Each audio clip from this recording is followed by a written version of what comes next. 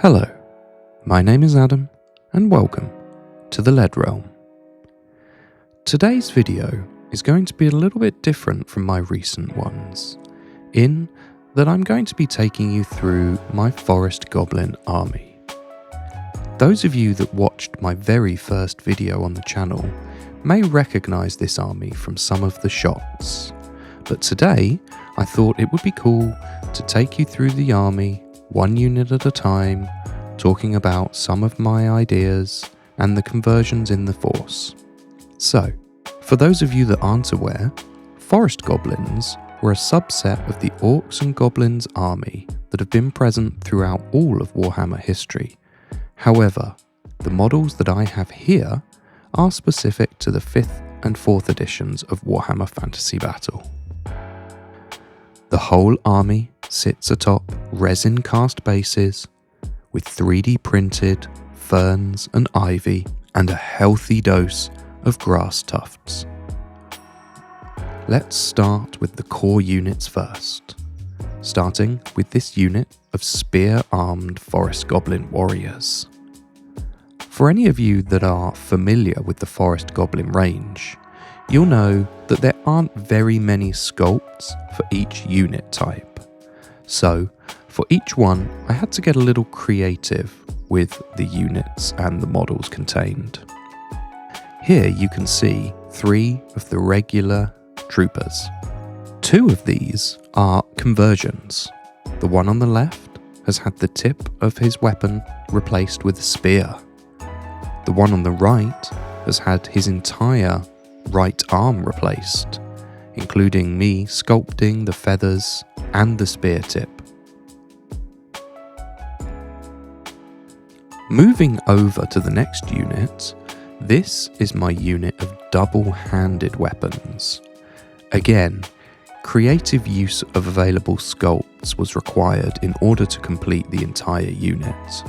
There are a few models here that I believe are considered to be champion models or perhaps even characters. However, when painted in the same way as the rest of the unit, I think they fit in and don't stand out too much. Outside of the command models, there were no conversions in this particular unit, although you may see throughout the army my use of 3D printed shields, as I wasn't able to source any original shields for these models.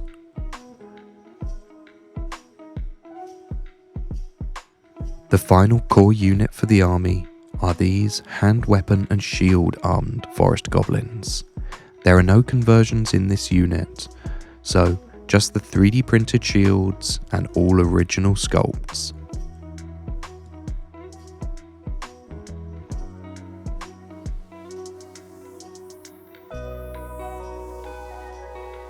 Moving on to the next unit, we have some archers. These are mostly the original sculpts, although I had some extra hand weapon and shield goblins that had lost their weapons, so decided to convert a couple of them to be holding bows, like you can see on this little chap in the middle here. You may have noticed that for each one of the core units, they have their own colour identity, and each one of the 3 archer units share a colour identity with one of the 3 core Forest Goblin warrior units. I did this just to bring a little bit of visual cohesion within the army, and I liked the idea that each unit of hand-to-hand weapon goblins had their own archer ranged support. The final core unit is one of 5 Forest Goblin Wolf Riders. Now, there isn't any official way to take Forest Goblins on wolves. However, in some systems, they are a requirement in order to take chariots, which feature later in this army. So, I converted these up by using some of the archer models and gently bending the legs apart until they fit over the wolves.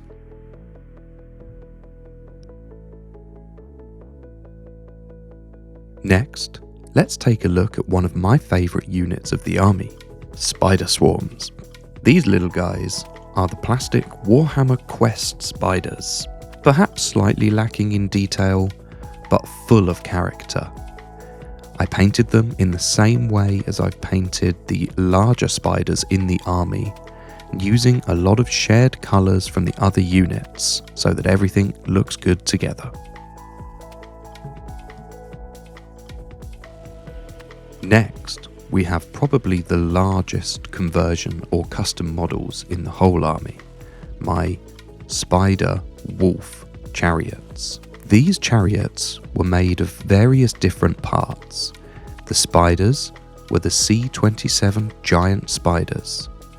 The chariots themselves are beastman chariots, and the crew are made from various Forest Goblin infantry models.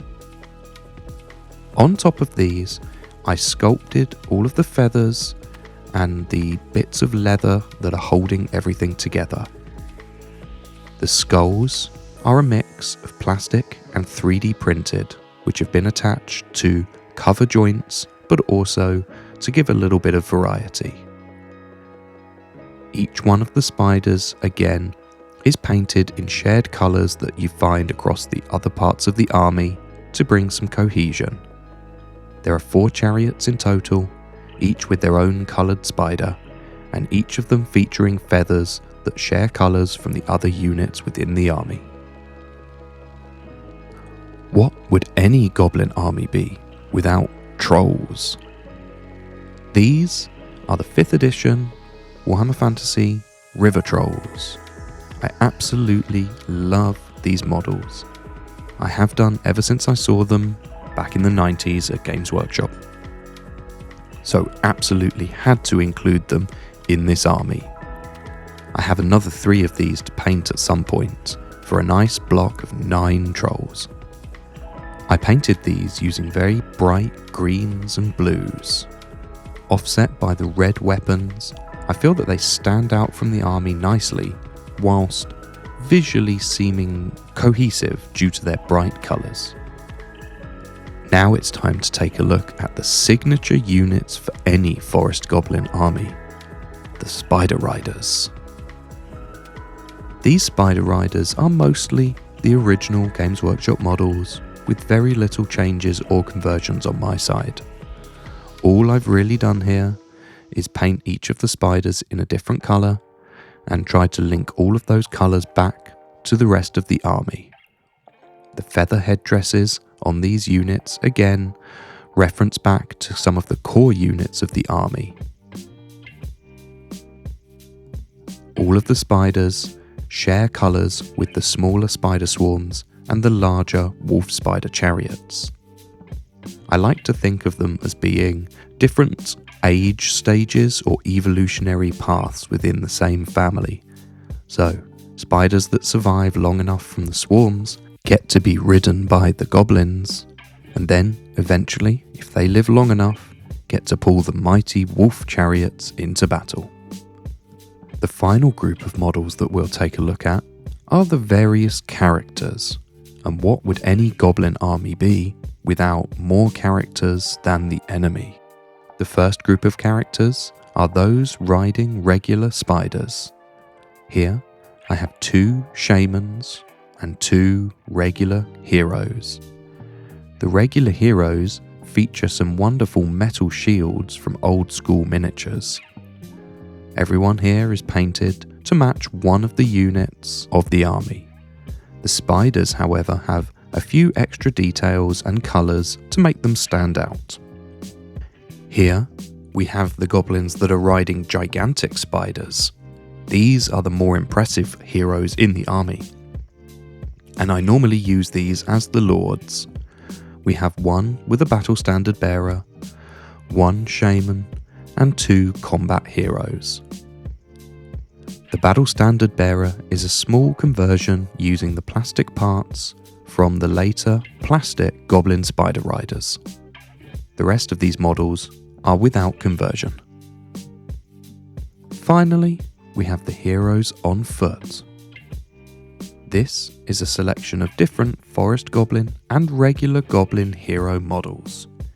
We have a few shamans, a few combat characters, and a small converted battle standard bearer. One of the hero models is a resin fine cast model, which I believe was originally riding a gigantic spider. I also used his backpack to make the battle standard bearer. The rest of the models feature more of those wonderful metal old school miniature shields. Again, each of these heroes shares a colour scheme with one of the units in the army. My thinking is that when I deploy the units, each unit can have a combat character and a shaman that visually matches the units. Maybe this gives away my battle plan to my opponent when they see my army lined up, but I've never been a particularly good general. And there we have it, my Forest Goblin army. I hope you've enjoyed looking through these units with me. Seeing them all together like this really is the motivation that pushes me towards completing my army projects. What about you? What keeps you painting? I would love to hear in the comments about your favourite army projects and how you motivate yourself to paint all of your figures. But for now, thank you for joining me. And remember, stay old school and long live the lead.